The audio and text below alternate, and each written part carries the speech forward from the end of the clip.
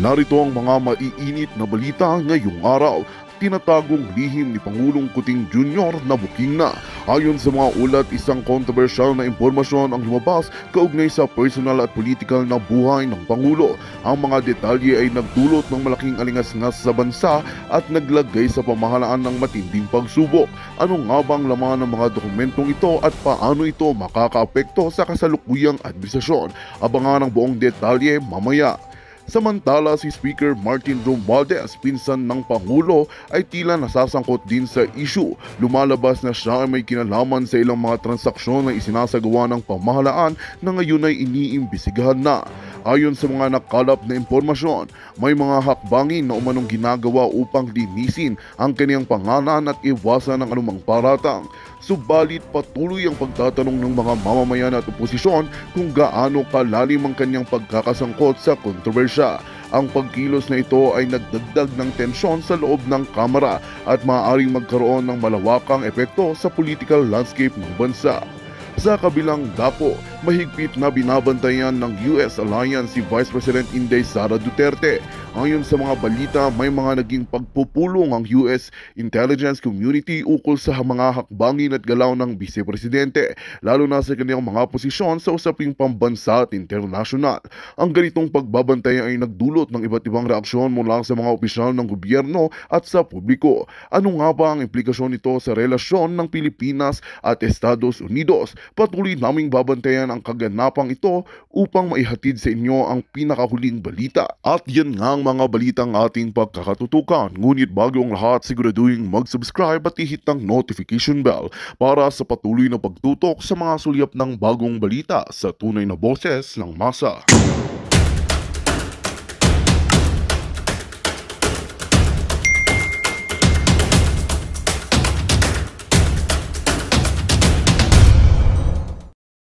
Ng security dialogue sa Singapore. At yun nga, ang in-emphasize niya sa Prime Minister ng Lithuania na I don't work for Beijing, yun ang exact word niya. I don't work for Washington. I don't work for Moscow. I work for Manila. I work for the Philippines. So, dyan tayo mag-focus. Kasi ako, my personal opinion, itong biglaan na change ng foreign policy ng Pangulo, baliktad o bumalintong siya sa kanyang foreign policy as pronounced o promise noong kampanyahan.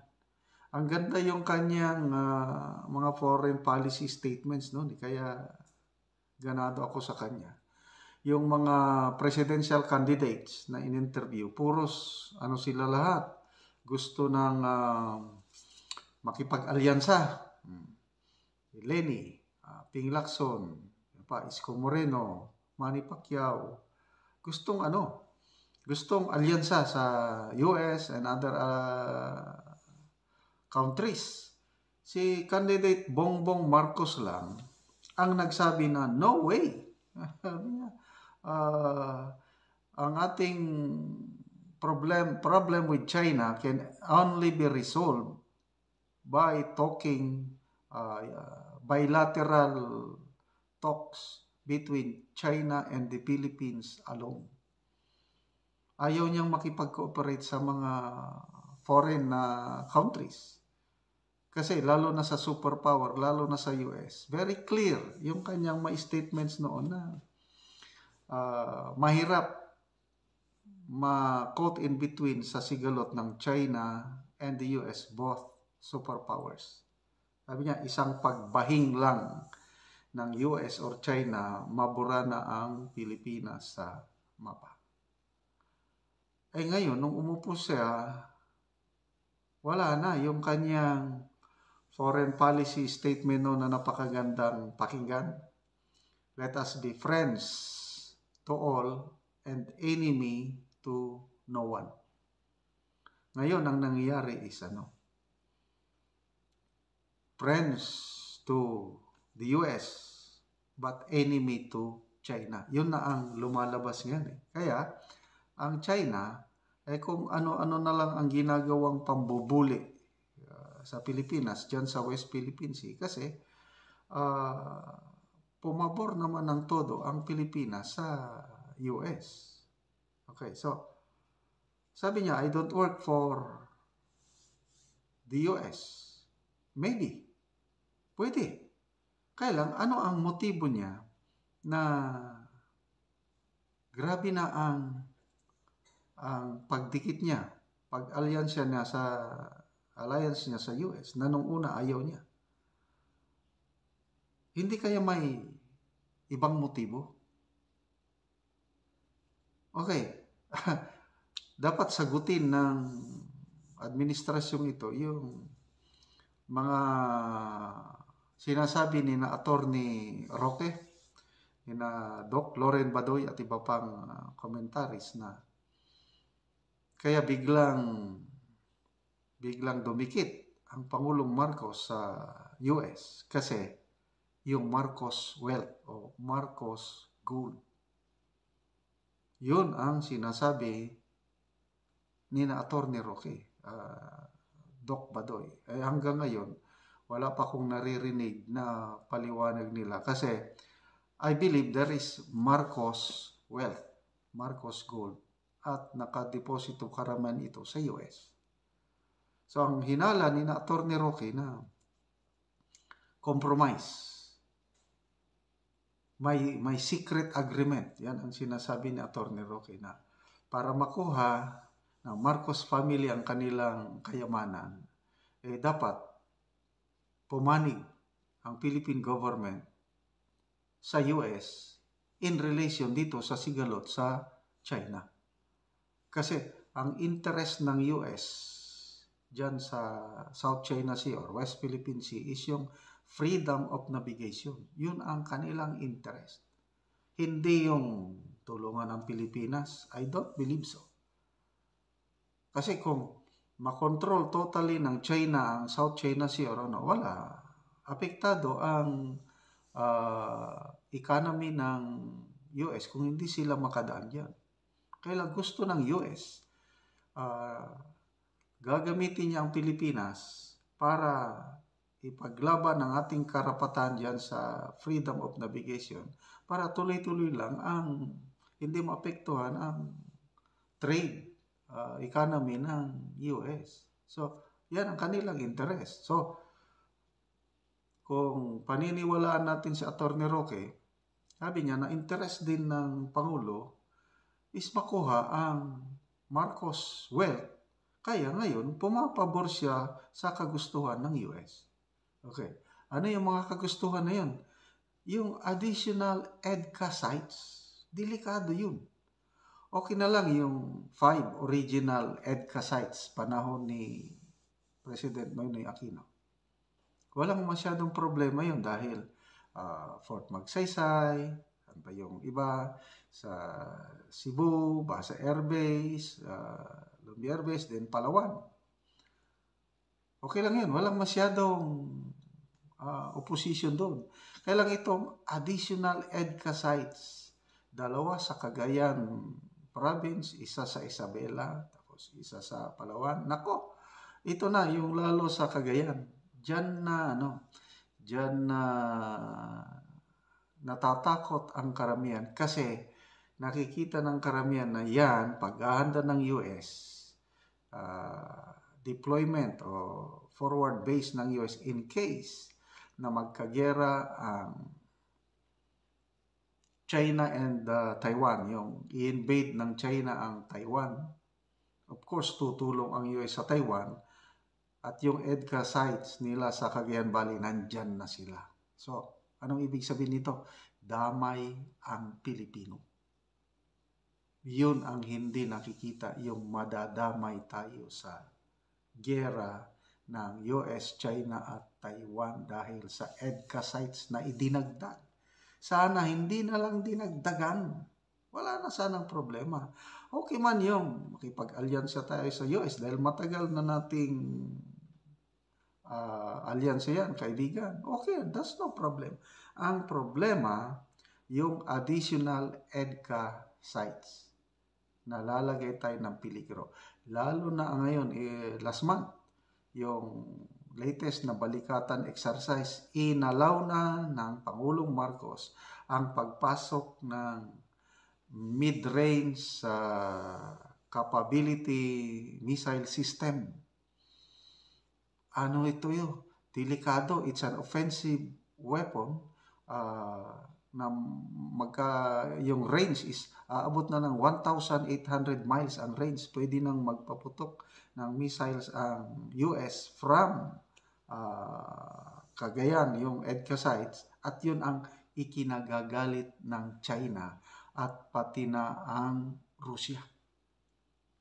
Kaya sabi ng China, nag-invite kayo ng wolf sa inyong territory, makakagat kayo, madadamay kayo.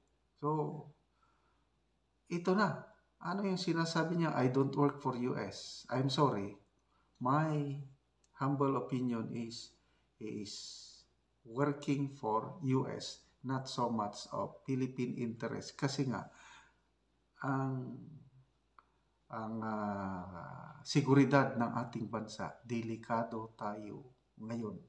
Lalo na ulitin ko, yung mid-range missile systems na kayang magpaputok ng mga land-based missiles na yung Tomahawk, yung SMC. Delikado yun. Baka nga may warheads pa doon. Nako, kung may warheads, we don't have the capability or hindi tayo papayagan na i-check up yung mga missiles na yun kung may warhead. Kung may warhead yun, paputukin ng US towards China, nuclear capable ang China, sinong tatamaan? Tatamaan tayo, lalo na dyan sa Northern Luzon. Kaya, I don't know anong mangyayari sa atin itong foreign policy ngayon ng ating Pangulo na mismo ang kanyang kapatid, si Senator Amy Marcos, sabi niya, these are dangerous policies, itong foreign policy ng ating Pangulo ngayon. Resume. Congressman Flores, please, Chairman. On the part of the Committee on Human Rights, then this meeting is resumed. The next item of our agenda is the approval of the minutes on the previous meeting. Is there any motion? Mr. Chair. Yes, Congressman Ako. May I Vice Chair? respectfully move that we dispense with the reading of the minutes of the previous meeting and consider it as approved. So move, Mr. There's a Chair. motion to dispense the reading of the minutes and approve the same. Any second the motion? Duly seconded by the chair, by my co-chair. Any objection? Hearing none, the said motion is now approved. The next item of our agenda is the acknowledgements of members of resource persons and guests. The committee secretariat is hereby directed to acknowledge the presence of the members of the Committee on Public Order and Safety and also the guests who are here today. So ordered. Good morning, honorable members and guests. The following members of the Committee on Public Order are present today. Honorable Vice Chairperson Romeo M. Ako. The resource persons present today are the following. Honorable Sylvester H. Bello III, the Chairman of the Manila Economic Cooperation Office. From the Department of Health, Dr. Enrique A. Tayag. From the Office of the Solicitor General, Attorney Emmeline Leonel V. Loreto. From the Philippine National Police Forensic Group, the Director, Police Brigadier General Constancio Chinayog Jr., and Colonel Joseph Palmero. Representing Secretary Carlito Galvez, Dr. Maria Paz A. Corrales of the Office of the Presidential Advisor for the Peace Process. From the National Security Council, Director Monico Batle, and from the National Task Force to End Local Communist Armed Conflict, Attorney Arnulfo Ferdinand Baharin. From PhilHealth, Senior Manager Arsenio Torres. Also from PhilHealth, from Public Attorney's Office, Attorney Julius Cesar Balbuena and Attorney Nazario Bancoro. From FDA, Director Jesusa Joyce M. Sirunay. From Commission on Human Rights, Attorney Clarice Fortaleza, Attorney Erwin Caliba, and Mr. Raymond John Rosuelo. From Lunas Filipinas Coalition, Ms. Sally Ann Clark. And also from the Legal Light Workers for Life and Liberty, Attorney Tanya Lat. Also from Lunas Filipinas, Dr. Alan Landrito and Dr. Romeo Quijano. That's all for now, Your Honor. Thank you. Okay. Mr. Chair, Yes, Vice Chair Ako. may I know from the COMSEC whether the invitations sent were addressed to the different heads of offices? COMSEC, you can reply. Yes, Your Honor. The invitations were addressed to the different heads of offices. To all the heads of the different departments? Yes. Okay. Are they present this morning? I think only Secretary Silvestre Bello is here, directly from Taipei, ata si Secretary, Chairman. Well, if Secretary Bello, who is in Taiwan, can come here and attend this hearing, why can't the other heads of agencies not come here and attend the hearing? May I know, Mr. Chair?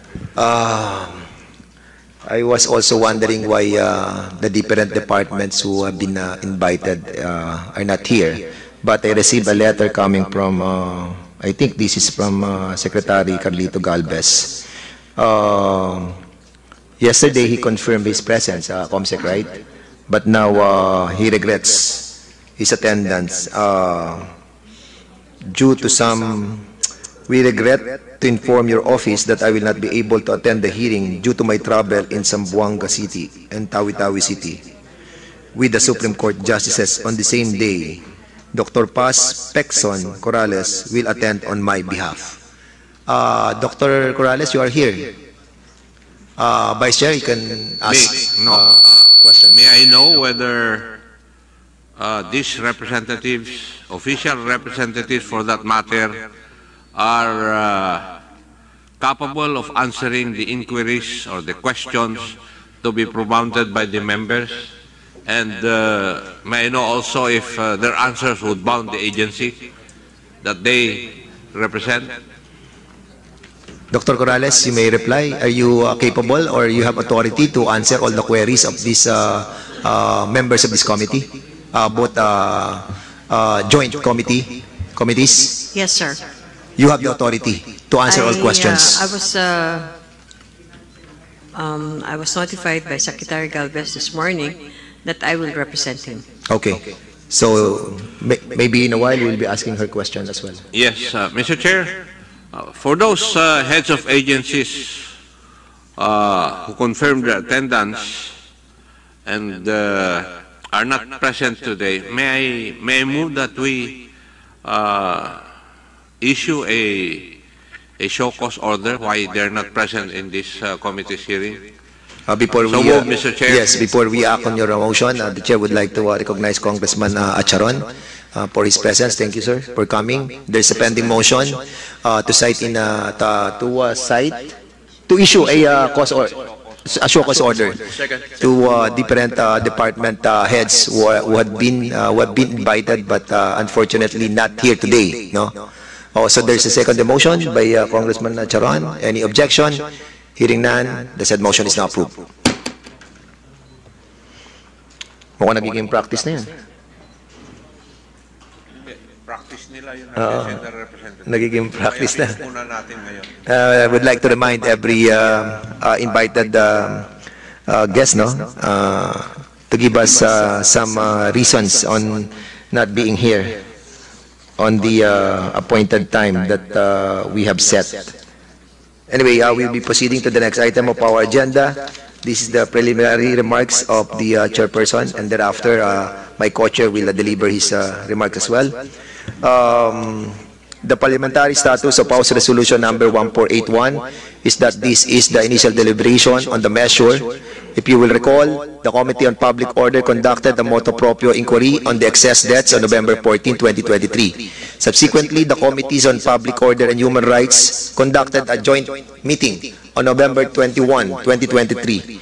But since House Resolution number 1481 had not yet been referred to the said committees, the joint body conducted an informative briefing with the DOH, FDA, Philippine Statistics Authority, PhilHealth, and other government agencies, as well as the Lunas Filipinas Coalition and the concerned doctors and citizens of the Philippines, or CDCPH, to enlighten the body on the issues surrounding the excess deaths. Resolution number 1481 was referred to the two committees on February 14, 2024, thus giving the Committee on Public Order and Safety as the lead committee and the Committee on Human Rights as the secondary committee the authority to conduct a joint investigation in aid of legislation into the excess deaths. May I also inform the body that the said measure is not jointly referred to the Committee on Health. However, pursuant to Section 4 of the House Rules of Procedure governing inquiries in aid of legislation, the committee is authorized to conduct the inquiry upon a majority vote of all its members, invite any other interested committees or members thereof to attend the hearings, provided that the committees or members thereof so invited shall not participate in the preparation and approval of the report on the investigation. I wish to stress that the focus of our inquiry will be on the human rights and national security aspects of the excess deaths. While we cannot avoid delving into the health-related matters, I would like to beg the indulgence of the members who wish to propound questions later to keep such questions to a minimum. Lastly, I would like to inform everyone that our meeting has to end before 1 p.m. so that the members can prepare for the convening of the Committee of the Whole for resolution number 7. Before we start, on behalf of my co-chair, Benvenido M. Abante, and having a presiding officer in the person of Congressman Flores, let me express my gratitude to each and every one of here for attending this inquiry despite your busy schedule. Maraming salamat po, and on behalf of the Committee on Public Order and Safety, Congressman Paduano is acknowledged as well. So yun lamang po, at maraming po salamat, at maraming po salamat sa inyo pong pasensya. Congressman, Chairman Thank you, Mr. Chair. On behalf of the Honorable Chairperson of the House Committee on Human Rights, this representation is honored to be presiding over this regular meeting of the committee, a second lead to the Committee on Public Order and Safety. Almost 4 years after our nation had survived the harrowing challenges brought about by the global pandemic, we remain hounded by some serious concerns that require an urgent and full inquiry in aid of legislation, if only to ferret out the truth. With the joint referral of House Resolution number 1481 to these two committees, Congress delves deeper into two major issues raised thereto. These are, first, whether or not the reported excess deaths in 2021, which allegedly reached a total of 297,000 cases, may be largely attributed to the vaccination efforts of the government during that period, where such deaths flagrantly violate the people's rights to life. Second, whether the international legal documents, namely the newly crafted Pandemic Treaty and the international health regulations, have been entered into by the Philippine government with the World Health Organization in a judicious and lawful manner, and executed through a process that has been imbued with transparency, accountability, and utmost adherence to national interest. The Committee on Human Rights is particularly interested on whether the human rights and human dignity of our people have been respected and fulfilled in these major concerns, such that this joint investigation intends to shed light on the scientific and legal basis of the vaccinations, the government protocols that were implemented, and the nexus between the vaccination and the reported deaths. Parenthetically, the National Pandemic Treaty and the IHR must be scrutinized with a finer lens from the perspective of a country whose international recognition as one of the founding members of the United Nations that signed its charter in 1945 has gained its prominence in the global community as a member state that is fully cognizant of human rights and international law, and manifests genuine respect for human dignity and freedoms. In this joint inquiry, be assured that the committees will recognize the rights of our witnesses as they take their oath, may provide legal counsel should they need one, and should respect the right against self-incrimination. We are likewise guided by the rules of the House on the conduct of inquiries in aid of legislation. Thank you, Mr. Chair. Thank you, Co-Chair. So we'll be proceeding to the next item of our agenda, but Mr. Chair, I believe Congressman Acop, our Vice Chair, would like to say something. Go ahead. in the last hearing, there were certain deliverables from the different agencies. May I know if these were submitted or complied with, Mr. Chair? We asked some documents from the DOH. Can we, who have the authority? Sino may authority sa DOH to speak on the documents that we asked for? Yusek Tayag? Okay, Have thank you, you Your Honor. submitted all the documents that this committee asked?